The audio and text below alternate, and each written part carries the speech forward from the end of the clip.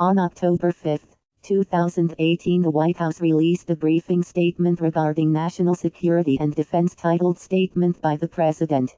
That briefing statement said, "Today, I have signed into law H.R. 302, the FAA Reauthorization Act of 2018, the Act. The Act reauthorizes the Federal Aviation Administration's programs through fiscal year 2023, further integrates unmanned aircraft systems into the nation's airspace systems, and enacts one of my administration's reorganization proposals by creating a United States International Development Finance Corporation." This act, however, raises a number of constitutional concerns.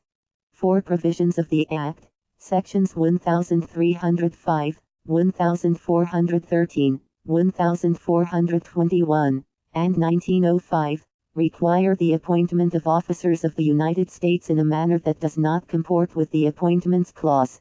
First, Section 1305 of the Act requires the Secretary of Commerce to appoint the members of the Concrete Masonry Products Board, who would be inferior officers, from a list of nominees submitted by concrete masonry product manufacturers. It also provides that, if the Secretary fails to appoint someone from that list within a specified period, the first nominee for such appointment shall be deemed appointed. The Secretary's failure to make a timely appointment from the list will result in the appointment of an inferior officer by a private party, which would violate the Appointments Clause.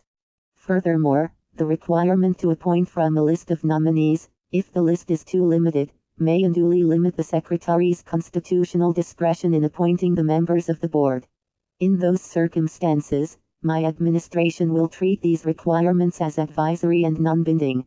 Second, Section 1413 of the Act requires the President to appoint, with the advice and consent of the Senate, certain members of the Board of Directors of the United States International Development Finance Corporation, who would be principal officers, from a list of individuals submitted by members of the Congress. It also requires the President to consult with congressional committees on those appointments. The Appointments Clause, however, gives no role to the Congress in the appointment of officers beyond providing advice and consent for principal officers. Furthermore, mandatory consultation with members of the Congress would violate the anti-aggrandizement principle of the separation of powers. I hope to work with the Congress on these appointments, but will treat the restrictions in these provisions as advisory and non-binding. Third, Section 1421 of the Act requires the President to consult with the Congress in appointing directors of the enterprise funds established by the United States International Development Finance Corporation, who would be inferior officers, to help it carry out its economic development projects. The Appointments Clause, however, gives no role to the Congress in the appointment of officers beyond providing advice and consent for principal officers. Furthermore, mandatory consultation with members of the Congress would violate the anti-aggrandizement principle of the separation of powers. I hope to work with the Congress on all of these appointments, but will treat the restrictions in these provisions as advisory and non-binding. Fourth, Section 1905 of the Act requires the Administrator of the Transportation Security Administration, TSA, to appoint inferior officers with responsibility for significant TSA functions. Because the TSA is a component of the Department of Homeland Security, the TSA Administrator is not the head of a department authorized to appoint inferior officers under the Appointments Clause.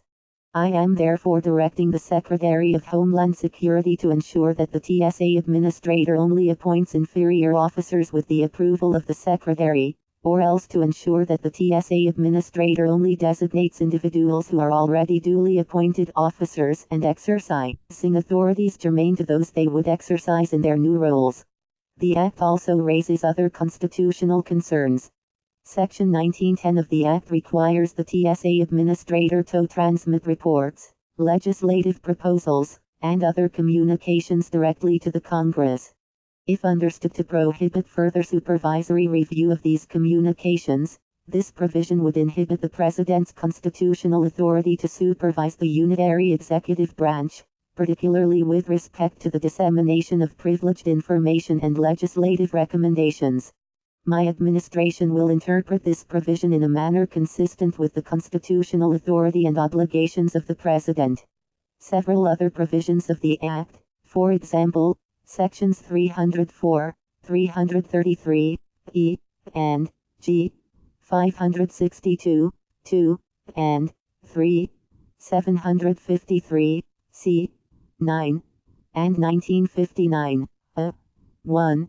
Require the executive branch to adopt a particular foreign policy or to direct negotiations with foreign governments and international organizations.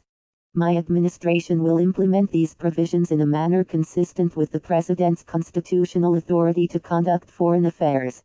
Finally, certain provisions of the Act, for example, Sections 364, B, 4, 574, C, 2, I, 1220, B, 3, 1230, B, and 1804, 1, require executive branch officials under the President's supervision to recommend certain legislative measures to the Congress.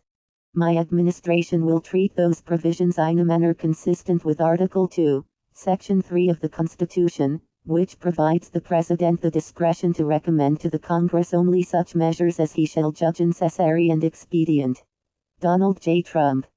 The White House, October 5, 2018.